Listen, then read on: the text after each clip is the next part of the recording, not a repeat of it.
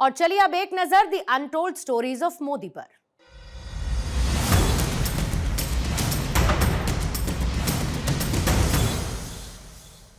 मोदी जी दिव्यांगों का विशेष ध्यान रखते हैं। एक बार पार्टी कार्यालय पर एक दिव्यांग पर उनकी नजर पड़ी। उसे ट्राईसाइकिल की जरूरत थी तो मोदी जी ने मुझे कहा कि एक ट्राईसाइकिल की व्यवस्था कराएं और 2 महीने बाद भी उन्होंने उस दिव्यांग के बारे में मुझसे जानकारी ली। ये कहना है पूर्व सांसद रमापति राम त्रिपाठी का।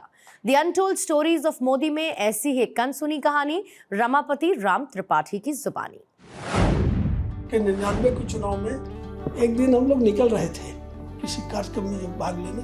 गेट पर ही एक विकलांग था, उसको हमारे कार्यकर्ताओं ने गुजर से निकल रहे तो किनारे कर दिया। इनकी दृष्टि पड़ गई, ये वापस हो गए और लोगों को हटा के उसके पास से चले। क्या बात है?